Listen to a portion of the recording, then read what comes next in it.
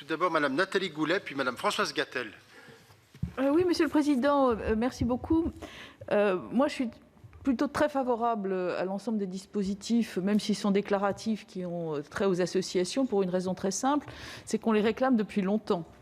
Alors que cela crée une perturbation en raison du principe républicain de l'égalité devant la loi, je comprends bien, mais en même temps, on ne règle pas des problèmes en créant des discriminations ou des divergences dans l'application de la loi. L'égalité devant la loi, c'est quand même un principe fondamental. Moi, je voudrais vous poser deux questions.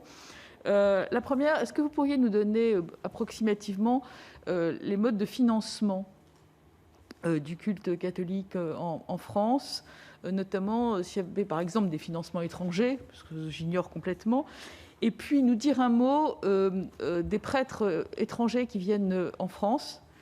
Ce serait intéressant de savoir quel type de formation ils ont et quel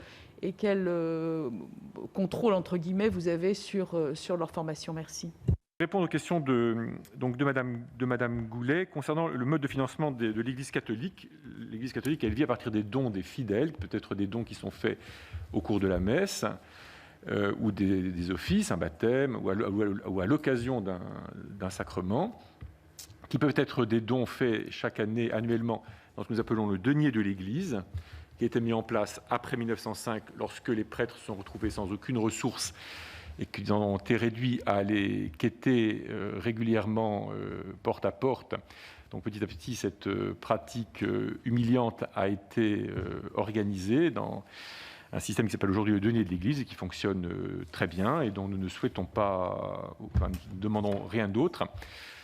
Et comme j'ai pu le dire à l'Assemblée nationale, l'Église de France ne reçoit aucune subvention de l'extérieur, ni aucune aide de l'extérieur. C'est nous qui soutenons et le Saint-Siège, notamment par un dispositif qui s'appelle le Denier de Saint-Pierre, qui est une quête faite chaque année. Et d'autre part, nous soutenons beaucoup de diocèses ou de réalités ecclésiales dans les pays d'Afrique ou d'Asie. Nous avons encore les moyens de faire cela, et c'est dans ce sens-là que vont les flux financiers. Alors après, on ne peut jamais exclure qu'un jour, un Américain ait envie de faire un don, ça peut toujours arriver.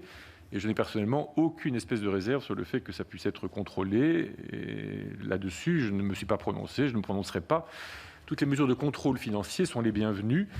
L'expérience prouve, et l'expérience de la vie m'a prouvé, que tout flux d'argent qui n'est pas un peu surveillé risque un jour de susciter un canal de dérivation qui le fait arriver dans la poche pour laquelle il n'était pas prévu. Donc je n'ai pour ma part aucune réserve sur ces règles-là.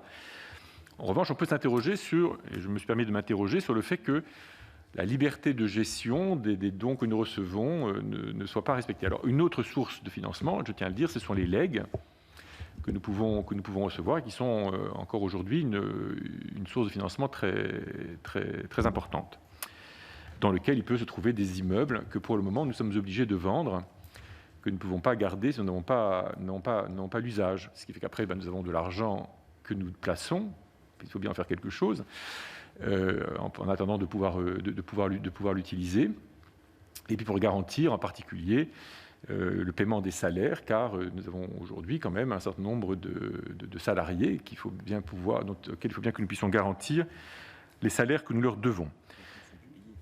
Les comptes sont publiés, ils sont certifiés, ils font l'objet de toutes sortes de vérifications, comme Monsieur le sénateur Bas a pu le rappeler. Nous faisons l'objet de beaucoup de